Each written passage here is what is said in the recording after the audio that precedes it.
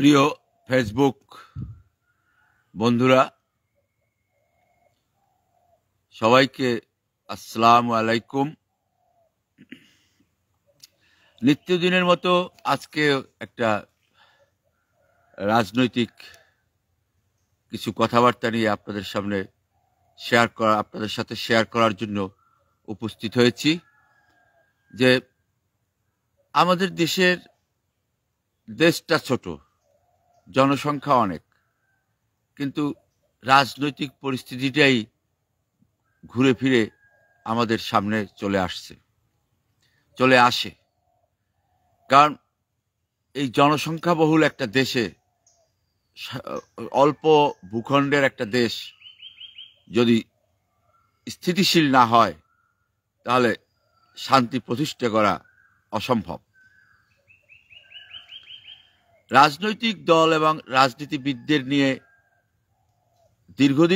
দীর্ঘ সময় থেকেই মানুষের বিরক্তি এবং অনাগ্রহ এবং তাদের প্রতি ঘৃণা এটা চলে আসছে, প্রকাশিত হোক বা না হোক। আমাদের রাজনীতিবিদরা ব্যর্থ হয়েছে, সেটা তো আজকে প্রমাণিত। আমাদের রাষ্ট্র বিপদে পড়েছে, আমাদের রাজনীতি বিপদে পড়েছে, আমাদের ইতিহাস বিপদে পড়েছে।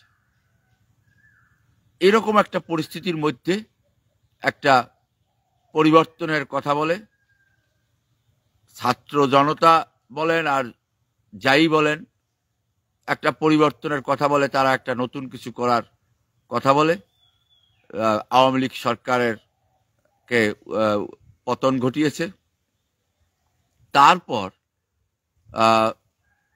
সেই 5ই আগস্ট থেকে 8 বা 9ই আগস্ট পর্যন্ত কোনো সরকার রাষ্ট্রে ছিল না।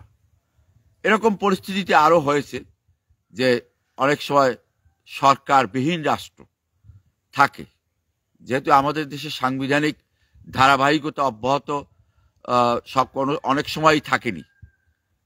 তারপর ডক্টর ইউনূস সাহেব যখন শপথ নিলেন, তখন কিন্তু অনেক মানুষই আশায় বুক বেঁধেছিল যে একটা ভালো কিছু হতে যাচ্ছে। কারণ কি, মানুষ সবসময় পজিটিভ চিন্তা করে, ভালো চিন্তা করে, আশার আলো দেখতে চায় এবং আশা নিয়েই মানুষ বেঁচে থাকে, ব্যক্তিগত জীবনে, জাতীয় জীবনে, রাষ্ট্রীয় জীবনে, সামাজিক জীবনে। তো সেদিক থেকে যখন ডক্টর ইউনূস সাহেবের মতো একজন ব্যক্তি আমাদের হাল ধরলেন, তখন স্বাভাবিকভাবে এই আশা প্রত্যাশাটা আমাদের বেড়ে গেল।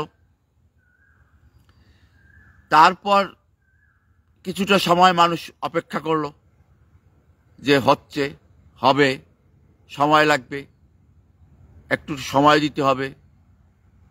এরকম ভাবে করতে করতে আজকে 7-8 মাস হয়ে গেল। এখন 7-8 মাসে আমরা যা যা দেখলাম, একটা সরকার তো আছে, তারা শপথ নিয়েছে, রাষ্ট্র ক্ষমতায় আসীন হয়েছে, আসীন করা হয়েছে, ধরে নিলাম তাদেরকে বসানো হয়েছে, কিন্তু 8-7 মাসের উপরে হয়ে গেল। কিন্তু আমরা কি দেখতে পেলাম? 7 মাসে আমরা কোনো শুভ লক্ষণ আমাদের সামনে প্রতীয়মান হলো না। এটা অত্যন্ত দুর্ভাগ্যজনক। আমরা দিনে রাতের মধ্যে দেশটা সোনার বাংলা কিংবা দুধের নহর বহিয়ে যাবে সেটা বলছি না। আমি বলছি যে একটা আলামত তো দেখতে পাবো যে ভালো কিছু হচ্ছে, ভালো কিছু হতে পারে, সেরকম একটা আলামত আমি দেখতে পাচ্ছি না। ডক্টর ইউনূস, বরং আমরা এমন কিছু দেখলাম যা ডক্টর ইউনূস সাহেবের সাথে, কিংবা এখানে ঢাকা বিশ্ববিদ্যালয়ের একজন শিক্ষক আছেন ডক্টর আসিফ নজরুল সাহেব, তাদের কাছ থেকে মানুষ এটা আশা করে না।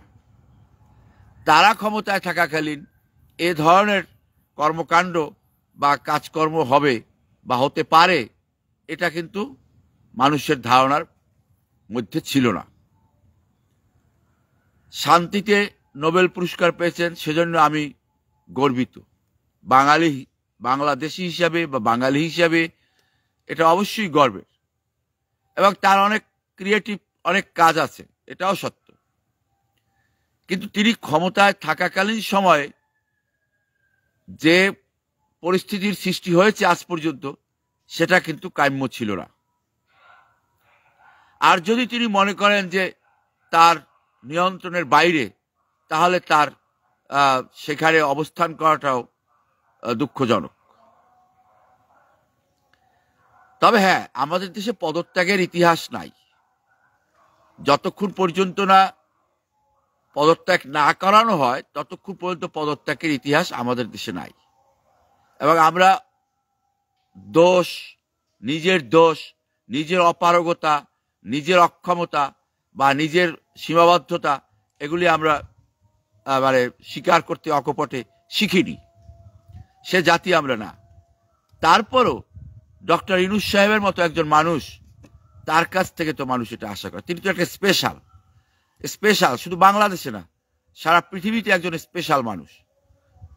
সেই স্পেশাল মানুষটা এরকম পরিস্থিতিতে এতটাই নীরব ভূমিকা পালন করতে পারে, এটা সবাইকে অবাক করে। আমার বিশ্বাস, আমাকে অবাক করে। বিশেষ করে তিনি একটা ভালো কিছু করবেন, অন্তত করতে না পারুক, তার একটা আলামত দেখতে পাবো যে এরপরই একটা ভালো কিছু হবে, এরপর আমরা ভালো কিছু দেখতে পাবো, সেই দিকটা যাচ্ছে না। আজকে আওয়ামী লীগের কথা বাদ দেন, এরপর যে রাজনৈতিক দলগুলি আছে, তারাও দেখতে পাচ্ছি ধীরে ধীরে ডক্টর ইউনূস সাহেবের সরকারের প্রতি বা অন্তর্বর্তীকালীন সরকারের প্রতি, খণ্ডকালীন সরকারের প্রতি আস্থা হারিয়ে ফেলছে। তারা তো মানে আগের মতো সেই বিষয়টা স্বীকার করছে না যে আমরা এই সরকারকে মানে সমালোচনা করে এখন। অর্থাৎ তাদের সেই আস্থার জায়গাটা আগের মতো নেই। তাহলে এটা কেন হলো? তাহলে বুঝতে হবে যে এই দেশটা শাসন করা, পরিচালনা করা অত সহজ নয়। তারপরও মানুষ বা আমি আশা করেছিলাম যে ডক্টর ইউনূস সাহেব একটা ব্যতিক্রমধর্মী মানুষ, তিনি ব্যতিক্রমধর্মী কিছু কাজ করবেন।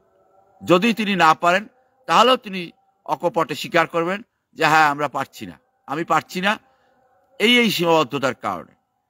মার্কিন প্রেসিডেন্ট, আমেরিকার প্রেসিডেন্ট, বিশ্বের 1 নম্বর ব্যক্তি, তিনি একের পর এক যে বাংলাদেশ নিয়ে উদ্বিগ্নতা প্রকাশ করছেন এবং নানা ধরনের তথ্য এবং বক্তব্য দিচ্ছেন, এটা কিন্তু একটা অন্য দিকে নিয়ে যাচ্ছে দেশটাকে। এর ভবিষ্যৎ কোনো মতেই ভালো হতে পারে না। এবং এটা কিভাবে হতে পারে যে একজন মার্কিন প্রেসিডেন্ট বলেন যে বাংলাদেশের কাউকে টাকা দেওয়া হয়েছে, কোনো কোম্পানিকে, অচেনা কোম্পানিকে টাকা দেওয়া হয়েছে? তাহলে মার্কিন মুল্লুকের কি কোনো অসৎ বা সৎ কোনো উদ্দেশ্য আছে বাংলাদেশকে ঘিরে? না বাংলাদেশকে লক্ষ্য করে তাদের অন্য কোনো লক্ষ্য এখানে আছে? এই বিষয়গুলি গভীরভাবে চিন্তা করতে হবে। এখন আন্তর্জাতিক এই বিষয়গুলি চিন্তা করার মতো সক্ষমতা, যোগ্যতা বা সচেতনতা কি সাধারণ মানুষের থাকে না। তাই এগুলি ছেড়ে দিলাম সেই বড় মানুষ, বিখ্যাত মানুষ, শিক্ষিত মানুষদের হাতে। কিন্তু আইন শৃঙ্খলা পরিস্থিতির এই যে চরম অবনতি, মানে স্বাভাবিক জীবনের নিরাপত্তা নাই, গ্যারান্টি নাই, এবং একরকম খবর আসছে যে আমাদেরকে যদি কোনো জরুরি কাজ না থাকে, তাহলে যেন আমরা ঘরে বসে থাকি, বাসায় থাকি। এটা তো ডক্টর ইউনূস সাহেবের এই সরকারের জন্য একটা ডিসক্রেডিট, এবং ইতিহাসের পাতা এটা লেখা থাকবে। আওয়ামী লীগের খুঁটিনাটি অনেক অপরাধ বা অনেক বড় ধরনের অপরাধ যেমন আজকে আলোচনার বিষয়বস্তু, তো এই সরকারের আমলেরও এই বিষয়াদি কিন্তু আলোচনার বিষয়বস্তু হয়ে দাঁড়াবে একটা সময়, বা দাঁড়িয়েছে। এখন আজকে আমার মূল লক্ষ্যবস্তু ডক্টর ইউনূস সাহেব, কারণ তার জন্য তো এই জাতি গর্বিত হয়েছে, এবং তিনি যদি নাই পারবেন, তাহলে তিনি কেন দায়িত্ব নিয়েছেন? তিনি বলেছেন যে হ্যাঁ, আমাকে আনা হয়েছে, আমি এসেছি, আমাকে যখন বিদায় করবেন আমি চলে যাব। এখন আমরা কি দেখতে পাচ্ছি? এমন সব কথাও দেখতে পাচ্ছি যে বৃহৎ রাজনৈতিক দলের পক্ষ থেকে যে ডক্টর ইউনূস সাহেবের পক্ষে এখন আর সুষ্ঠু নির্বাচন বা একটা নিরপেক্ষ নির্বাচন করার মতো সামর্থ্য বা যোগ্যতা নেই, বা এই দায়িত্ব পালনের জন্য তিনি এখন উপযুক্ত ব্যক্তি নন। এ কথা কেন শুনতে হচ্ছে? যারা রাজনীতি করে বা রাজনীতির চর্চা করে তারা কিন্তু জনগণের পারসেপশনটাকেই ক্যারি করে, জনগণের ধারণা, জনগণের চিন্তা, জনগণের বিষয়াদি এগুলি চিন্তা করেই কিন্তু কথা বলে। তাহলে কি জনগণের মধ্যে কোনো হতাশা সৃষ্টি হয়েছে? হওয়াটা স্বাভাবিক। যেভাবে ধর্ষণ, খুন, লুটপাট এবং কর্মকাণ্ড পরিচালিত হচ্ছে তাতে সাধারণ জনগণ তো আর বসে থাকতে পারে না, অবশ্য বসে আছে, নীরবে নিস্তব্ধ সবকিছু সহ্য করছে। এই জায়গাটা থেকে আমাদের মুক্তির উপায় কি? আমাদের মুক্তির উপায় কি? আজকে ডক্টর ইউনূস সাহেব আমেরিকার একজন ঘনিষ্ঠ ব্যক্তি হিসেবেই তার পরিচিত, বাংলাদেশে বা বিশ্বের বিভিন্ন দেশে ঘনিষ্ঠ জন। তো সেই আমেরিকা যে তথ্যগুলি দিচ্ছে, এবং এখন তো দেখছি এটা একটা ভয়ঙ্কর দিকে যাচ্ছে। দেশের টাকা লুটপাট করা তো অবশ্যই অপরাধ, এ কথা অস্বীকার করার তো কোনো উপায় নাই। আবার বিদেশ থেকে কোনো গোপন পথে কোনো টাকা আনার জন্য টাকা আনাটা কি ওর চেয়ে বড় অপরাধ নয়? সে বিষয়ে তো এই সরকারের পক্ষ থেকে কোনো বক্তব্য আমি শুনতে পাচ্ছি না। আমরা শুনতে পাচ্ছি না যে কেন টাকা আনা হয়েছে, কি জন্য টাকা আনা হয়েছে। তাহলে আমরা যে জনসভায় শুনি দেশ বিক্রির কথা, তাহলে সেই দেশ বিক্রির পরিকল্পনা চলছে নাকি অন্য কোনো কিছু? আজকের একটা কঠিন বিষয়, এই কঠিন বিষয়ে কথা বলার সামর্থ্য না থাকলেও প্রশ্ন উত্থাপন করা আমি আমার ব্যক্তিগতভাবে মনে করি উচিত। দেশের টাকা লুটপাট করে তারা যে পরিমাণ অপরাধ করেছে, আর কোনো দূরভিসন্ধি নিয়ে বিদেশি কোনো রাষ্ট্রের কাছ থেকে টাকা গ্রহণ করা কোন নাগরিকের, সেটা কম অপরাধ আমি এটা মনে করি না।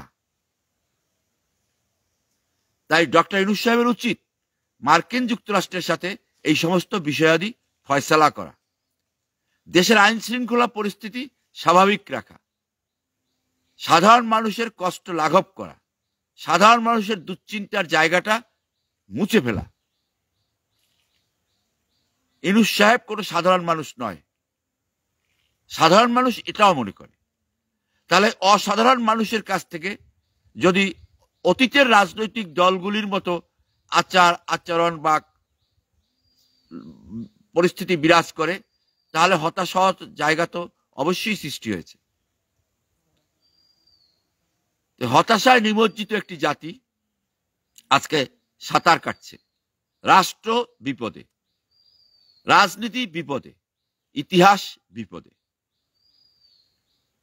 এই তিনটা জিনিস যখন বিপদে পড়ে একটা জাতির, তখন কিন্তু একটা ভয়ঙ্কর সংকট সৃষ্টি হওয়ার সম্ভাবনা থাকে বলে আমি মনে করি।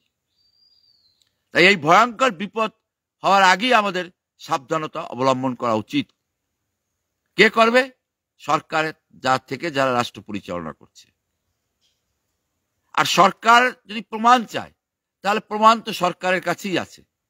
যে ভোর রাতে সংবাদ সম্মেলন করার মধ্য দিয়ে কি প্রমাণিত হয় না যে দেশে সংকট বিরাজমান আছে? আর সরকার নিশ্চয়ই ওই উপলব্ধির জায়গা থেকেই অবচেতন মনে সচেতন হয়েই ভোর রাতে সংবাদ সম্মেলন করেছে। তাই আমি বিশেষভাবে সবাইকে সতর্ক এবং সজাগ থাকার অনুরোধ করছি, দৃষ্টি আকর্ষণ করছি যে রাষ্ট্রের সাধারণ নাগরিকের নিরাপত্তা দিন, স্বাভাবিক জীবনযাপনের গ্যারান্টি দিন, তারপর রাজনৈতিক সমস্যার সমাধান করুন। ইতিহাস বিকৃত করা থেকে বন্ধ থাকুন, নতুন ইতিহাস সৃষ্টি করুন। আজকের মতো এখানেই শেষ করছি। ধন্যবাদ সবাইকে। আসসালামু আলাইকুম। সুস্থ থাকুন, ভালো থাকুন।